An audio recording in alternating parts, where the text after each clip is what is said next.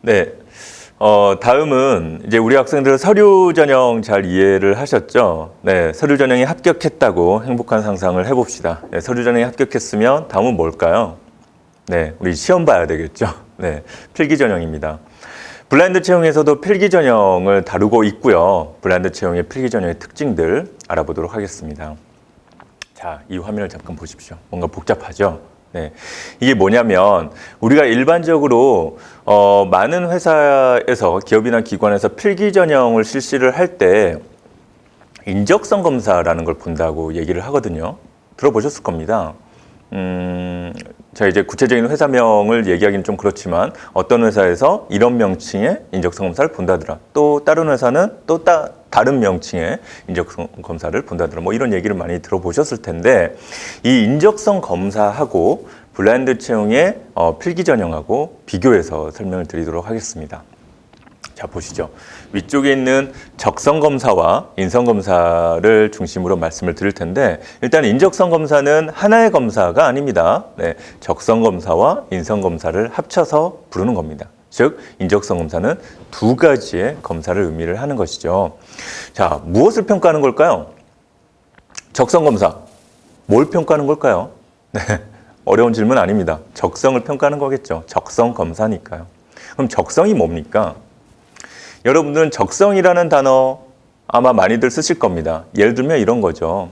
어떤 어린아이가 블럭을 가지고 놀고 있습니다. 그러면 그 모습을 보고 있는 어른들이 또는 부모님께서 이 아이는 뭔가를 조작하고 기계를 만든다라거나 또는 건축과 관련된 일들에 적성이 있을 것 같아.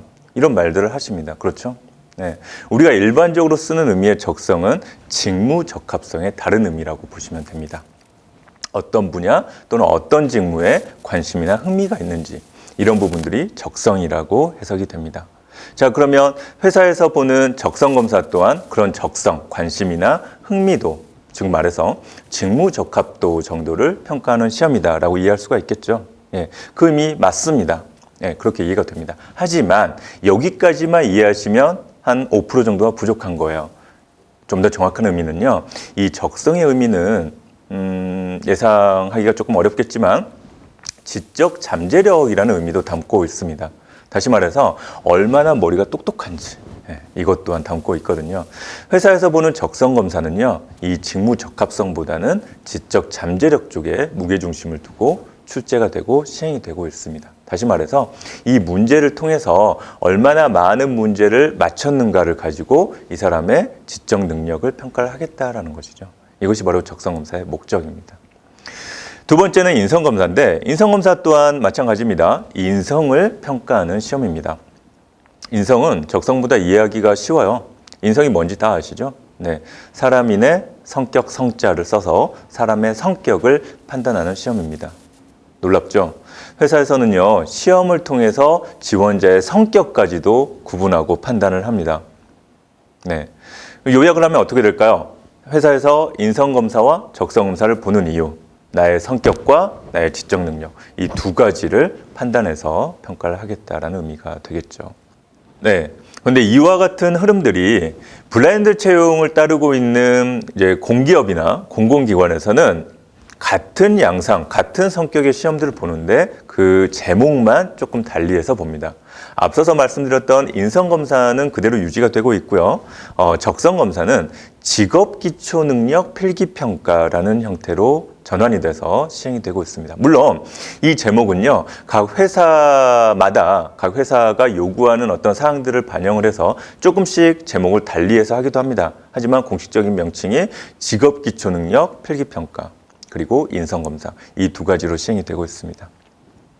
이 화면에도 나와 있지만 사실 이 두 가지 시험 외에도 세부적인 시험으로 뭐 전공시험 또는 직무수행 능력 평가 또는 기타 능력을 평가하는 시험 이런 것들 많습니다. 그런데 많은 기업이나 기관에서 공통적으로 시행하고 있는 필기 시험은 직업기초능력 필기평가와 인성검사다라고 이해를 해주시면 되겠습니다.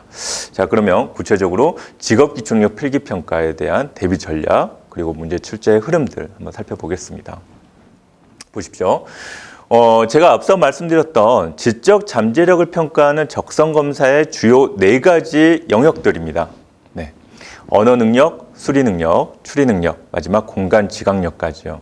이 네 가지 영역들을 가지고 각 기업이 문제화해서 출제를 하고 있습니다. 즉 다시 말하면 이 네 가지 영역에서 높은 점수를 획득한 학생이 지적 능력도 뛰어나다라고 회사에서는 인정을 하고 있다는 것이죠. 그런데 이 네 가지 영역이요. 직업기초능력 필기평가에서는 거의 그대로 유지가 되고 있습니다. 앞서 말씀드렸던 것처럼 제목만 달라졌을 뿐이지 그 세부적인 평가 영역이라든가 내용적인 측면은 크게 달라지지가 않았거든요. 그래서 언어 능력은 의사소통 능력으로, 수리 능력은 마찬가지 수리 능력으로, 추리 능력은 문제 해결 능력으로 전환이 되고 있고요. 이 외에도 나머지 하위 직업기초 능력 영역들을 과목으로 해서 문제가 출제가 되고 있습니다. 마지막에 있는 공간지각력 같은 경우에는 이제 거의 출제가 안 되거나 아예 그냥 전면 폐지가 되고 있는 상황으로 이어지고 있는데 이렇게 되는 이유는 중앙에 조금 어려운 말이 적혀 있죠. 맥락적 구현이라는 의미가 있는데 이게 무엇이냐면 직업기초능력평가에 문제를 출제할 때는 그 문제에서 다루고 있는 컨텐츠 또는 상황들이 실제 기업에서 업무를 수행하는 장면에서 직면하게 되는 문제 상황 또는 서류들로 구조화가 되어 있습니다. 이것이 바로 맥락적 구현입니다. 그런데 이 공간지각 능력의 시험 문제들은 도형을 회전시킨다라든가 아니면 전개도를 접었다 폈다 하는 형태들 이런 형태로 문제가 출제가 됩니다. 근데 이 내용들은 맥락적 구현 측면에서 문제화하기가 조금 제한이 많거든요. 그래서 공간지각 능력은 보고 있지 않다. 문제로 출제가 되고 있지 않다. 이렇게 이해를 하시면 되겠습니다. 자, 그러면 실제 예제들 한번 살펴볼까요? 자, 의사소통 능력 문항의 예제 문제입니다. 이 문제는 실제 그 NCS 공식 홈페이지에도 소개가 되어 있기 때문에 거기에서도 많은 문제들을 받아서 한번 연습을 해보시기 바랍니다. 보시면 아시겠지만 의사소통 능력의 예제 문항인데 전체적으로 긴 제시문을 분석을 해서 이 제시문에 있는 정보들의 옳고 그름을 따지는 문제다라고 보시면 되겠죠. 자, 문제가 길다 보니까 많은 학생들 시간적인 어떤 압박을 느낄 수밖에 없습니다. 물론 문제의 정확도 측면에서 많은 연습을 하셔야 되겠지만 그와 동시에 특정한 시간, 짧은 시간 동안에 내가 이 문제의 답을 정확하게 찾아낼 수 있는가 이와 같은 관점에서도 연습을 하시면 좋겠습니다. 네. 해설 페이지도 넣긴 했는데 이 내용은 또 여러분들이 한번 연습을 해보시면 어렵지 않게 풀이를 하실 수가 있을 겁니다.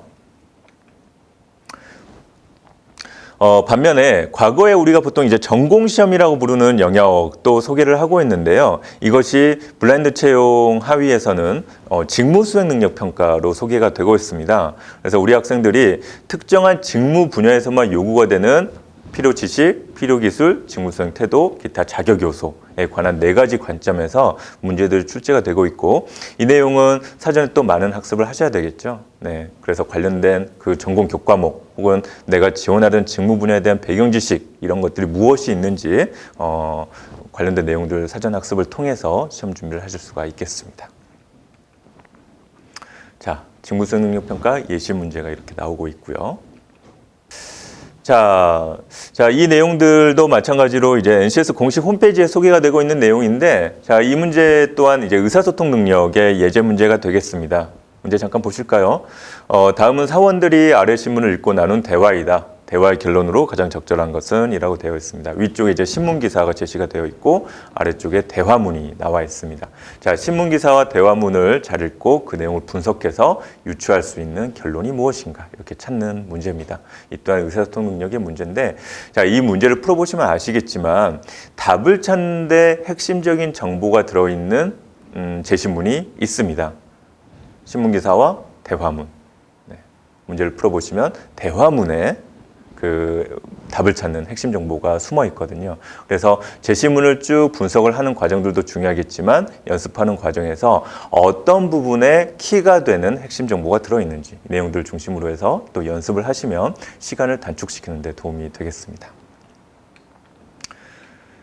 네, 다음은 이제 수리 능력의 예제 문제인데요. 수리 능력에 대한 예제 문제도 마찬가지로 유형의 일관성이 보이죠. 네, 전체적으로 문제가 길게 출제가 되고 있고 분석해야 되는 정보들이 많다라는 이런 부분들은 쉽게 알 수가 있을 것입니다. 그래서 보시면 건물 3개가 있고 이 건물 3개의 외부와 내부에 배너라는 것, 홍보를 위한 배너를 설치를 하게 되는데 배너 설치 비용이 얼마입니까?를 묻는 문제입니다.